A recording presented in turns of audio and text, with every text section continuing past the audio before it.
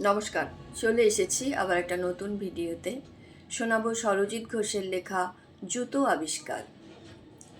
এই জীবনে অনেক অনেক কিছু দেখেছি, এমনটা দেখব স্বপ্নেও ভাবিনি। আপনারা হয়তো ভাববেন এসব কিছু কি আপনার সামনেই ঘটে? ইয়েস, আমার সামনেই ঘটে।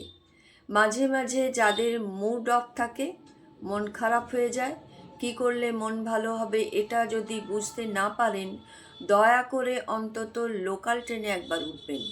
বাপরে বাপ, যত মানুষ তত গল্প। আমার আজকের গল্প এক সুন্দরীকে নিয়ে। সকালের আপ পাঁশকুড়া লোকাল ট্রেনে ভিড় নেই। ভিড় না থাকার কারণ হলো সামনেই রয়েছে আপ মেদিনীপুর লোকাল। দুটো ট্রেন পরপর থাকলে পরের ট্রেনটা ফাঁকা থাকবে, এটাই স্বাভাবিক। তবে যে দু চারজন ওই কামরাতে আছেন সকলেই বসে আছেন। আমি ট্রেনে উঠেই সিট পেয়ে গেলাম। আমার সামনে বসে আছেন এক পরমা সুন্দরী। নীল রঙের শাড়ি, চোখে দামি সানগ্লাস, ঠোঁটে লিপস্টিক, কপালে একটা ছোট্ট টিপ। পাশে রেখেছে লেদারের একটা ভ্যানিটি ব্যাগ। ব্যাগটাও কিন্তু দারুণ। সুন্দরীর বসার স্টাইলটাও একটু আলাদা। একটা পা নিচে রেখে আর একটা পা পায়ের ওপর পা তুলে বসেছেন। যে পাটা নিচে আছে সেই পায়ে জুতো আছে, আর যে পা পায়ের ওপর তুলে রেখেছেন সেই পায়ে জুতো নেই। যেটা লক্ষ্য করার বিষয়, এই এক পাটি জুতো যেমন পায়েও নেই, তেমনি নিচেও পড়ে নেই। আমার কেমন যেন সন্দেহ হলো, এক পাটি জুতো তাহলে কোথায় গেল? আমার দুটো চোখ লাটাইয়ের মতো ঘুরতে লাগলো। উহুম, কোথাও নেই। নেই মানে নেই। এদিকে ওই সুন্দরীর কোনো ভ্রুক্ষেপ নেই।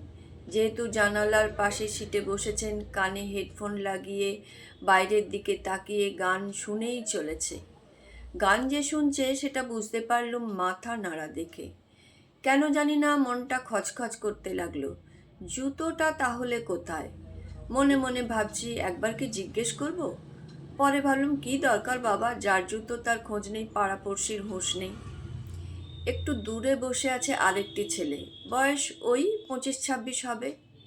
এই সুন্দরী ততক্ষণে ওই ছেলেটির দৃষ্টি আকর্ষণ করে নিয়েছে। মনে হলো ওই ছেলেটিও বুঝতে পেরে সুন্দরীর জুতা অনুসন্ধান করতে শুরু করে দিয়েছে। কি যে একটা অস্থিরতা সেটা বলে বোঝানো যা মুশকিল। ট্রেন চলতে চলতে ততক্ষণে বাগনান পেরিয়েছে। সুন্দরী কিন্তু সেই একইভাবে একই অবস্থানে বসে আছেন। নো নড়ন নো চড়ন। লাস্ট স্টেশন পর্যন্ত যেহেতু আমি যাব, শেষ পর্যন্ত কি হয় সেটাই তখন দেখার। বিশ্বাস করুন, জুতো আবিষ্কার করতে আমাকে আর বেশিক্ষণ অপেক্ষা করতে হলো না। নিজের চোখে যা দেখলুম তাতে আমি বেহুশ। দেউলটি স্টেশন এলো। সুন্দরী তৎপরতার সঙ্গে ভ্যানিটি ব্যাগটা খুলে কালো পলিথিনের মধ্যে থেকে একটা স্যান্ডেল বের করে ডান পায়ে পরে নিয়েই দিল দৌড়। অবাক কাণ্ড! বাম পায়ে গোলাপি রঙের একটা ক্রক্স, ডান পায়ে সাদা রঙের একটা স্যান্ডেল। একটু দূরে বসা ওই ছেলেটা তখন আমার মুখের দিকে আর আমি ওর মুখের দিকে। মানে আমরা দুজন তখন হবু আর গবু।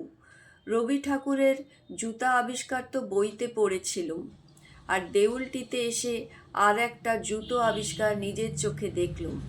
দেউলটিতেই তো শরৎচন্দ্রের বাড়ি। ইস, শরৎবাবু যদি বেঁচে থাকতেন ওনাকে বলতুম, এরকম জুতো আবিষ্কার নিয়ে আপনি অন্তত একটা গল্প লিখুন।